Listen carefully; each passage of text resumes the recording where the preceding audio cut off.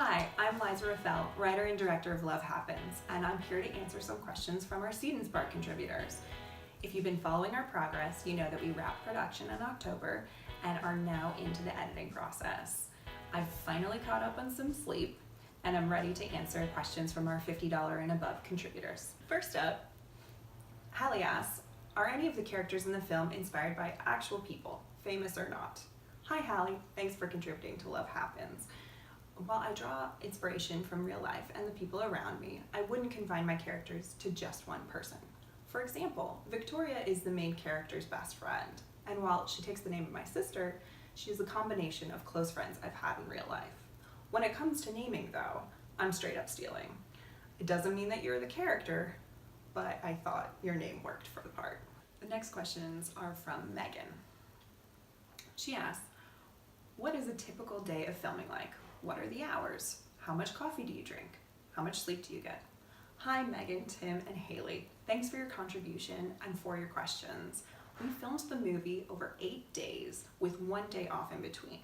We spent up to 12 hours on set, but after we wrapped, the director of photography and I would spend up to 2 hours afterward putting together the shot list for the next day. I slept about 4 hours a night. I don't normally drink coffee, but on the 6th day I caved and ordered a large mocha. Every day on set was different. We had new locations, new actors, sometimes new crew, but every day was a lot of fun. Anna asks, which scene did you have to film the most times? Hi Anna, thanks for your contribution. We had a couple of dialogue scenes that required multiple takes, but there were 2 other more complicated scenes that required lots of setups. The first was our opening scene at a wedding. The second was a scene towards the end where and then basically we were at a parking lot late at night trying to do practical effects and stunts.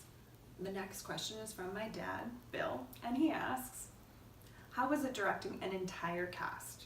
Hi Dad, thanks for asking a question.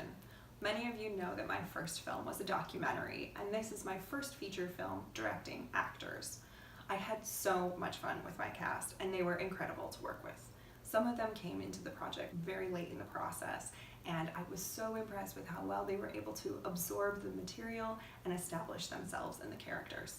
One thing I learned about myself in the process is that I write a lot of very specific dialogue, and sometimes it's a lot for an actor to memorize in a short amount of time. The phrase I kept repeating on set was, I'm not going to Aaron Sorkin you, meaning I'm not going to call for a new take if you replace a with the, but all the other words need to be there. I was basically Aaron Sorkining them. What can I say? You spend 5 years writing the words, you want to make sure that they're right.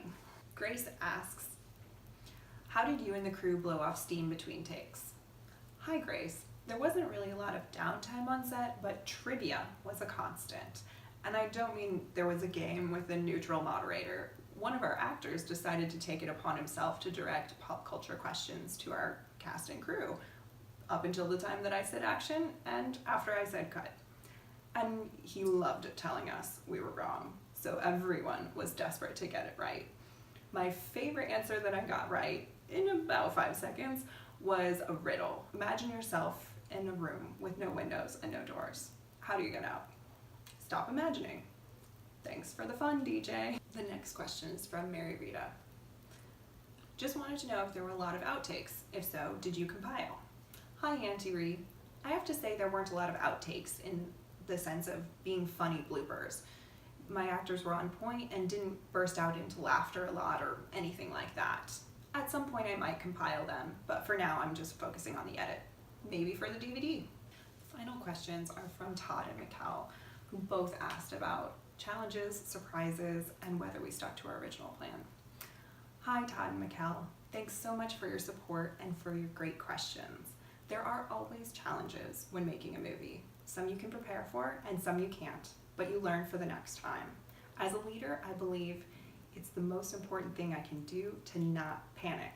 1, because no matter what, the movie's going to get made and it's going to be the best possible product.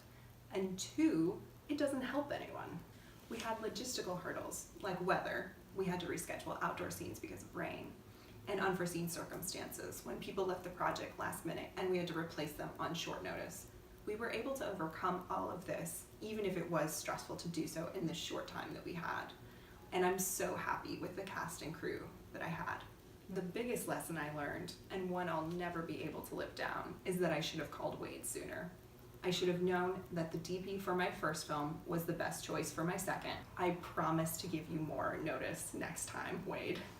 Thank you all for the wonderful questions. I'm so happy to share this process with you, and I'll be back with more updates as I move through editing.